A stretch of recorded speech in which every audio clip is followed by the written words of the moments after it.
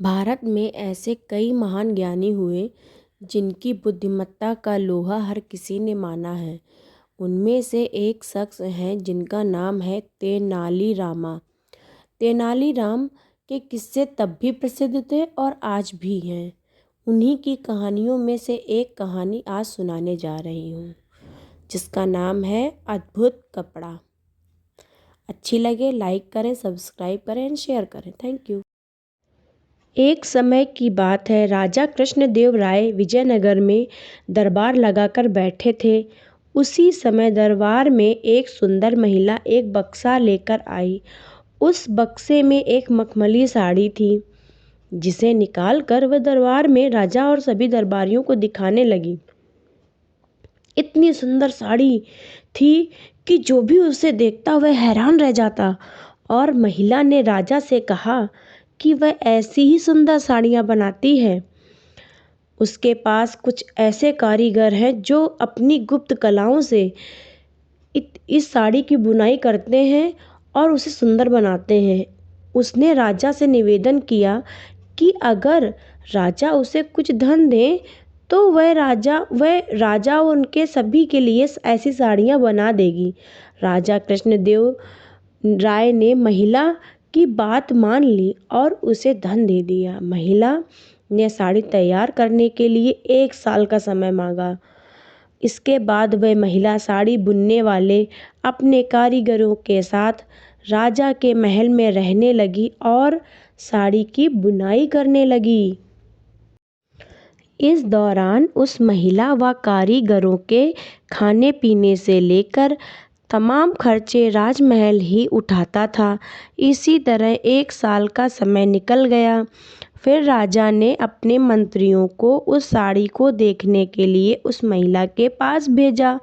जब मंत्री कारीगर के पास गए तो वह हैरान थे कि वहाँ 2 कारीगर बिना किसी धागे या कपड़े के कुछ बुन रहे थे। महिला ने बताया कि उसके कारीगर राजा के लिए साड़ी बुन रहे हैं, लेकिन मंत्रियों ने कहा कि उन्हें तो कोई साड़ी दिख ही नहीं रही है। तो इस पर महिला ने उनसे कहा कि ये साड़ी सिर्फ वही लोग देख सकते हैं जिनका मन साफ हो और जीवन में उन्होंने कोई पाप ना किया हो। महिला की यह बात सुनकर राजा के मंत्री परेशान हो गए। उन्होंने बहाना बनाते हुए उस महिला से कहा कि उन्होंने वह साड़ी देख ली है और वहाँ से चले गए। राजा के पास आकर उन्होंने कहा कि वह साड़ी बहुत ही सुंदर है। राजा इस बात से काफ़ी खुश हुए। अगले दिन उन्होंने उस महिला को वह साड़ी लेकर दरबार में हाजिर होने का आदेश दिया। वह महिला एक बक्सा लिए हुए अपने कारीगरों के साथ अगले दिन दरबार में आ गई। उसने दरबार में बक्सा खोला और सबको साड़ी दिखाने लगी। दरबार में बैठे सभी लोग बहुत हैरान हुए, क्योंकि राजा समेत किसी भी दरबारी को कोई साड़ी दिखाई नहीं दे रही थी। यह देखकर तेनालीराम ने राजा के कान में कहा कि उस महिला ने झूठ बोला है, वह सभी को बेवकूफ़ बना रही है महाराज। इसके बाद तेनालीराम ने उस महिला से कहा कि उन्हें या दरबार में बैठे किसी भी दरबारी को यह साड़ी दिखाई नहीं दे रही है। तेनालीराम की यह बात सुनकर महिला ने कहा, यह साड़ी सिर्फ उसी को दिखाई देगी जिसका मन साफ होगा और उसने कोई पाप ना किया हो। महिला की इस बात को सुनकर तेनालीराम के मन में एक योजना आई। उन्होंने उस महिला से कहा, राजा चाहते हैं कि तुम खुद इस साड़ी को पहनकर दरबार में आओ और सभी को वह साड़ी दिखाओ। तेनालीराम की यह बात सुनकर वह महिला राजा के सामने माफ़ी मांगने लगी।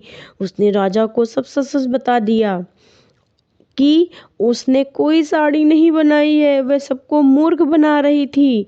महिला की बात सुनकर राजा को बहुत गुस्सा आया। उन्होंने उसे जेल में डालने की सज़ा सुना दी।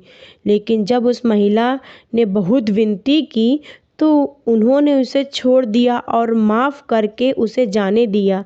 साथ ही राजा ने तेनालीराम की चतुराई की तारीफ भी की। तो बच्चों, हमें इस कहानी से क्या सीख मिलती है?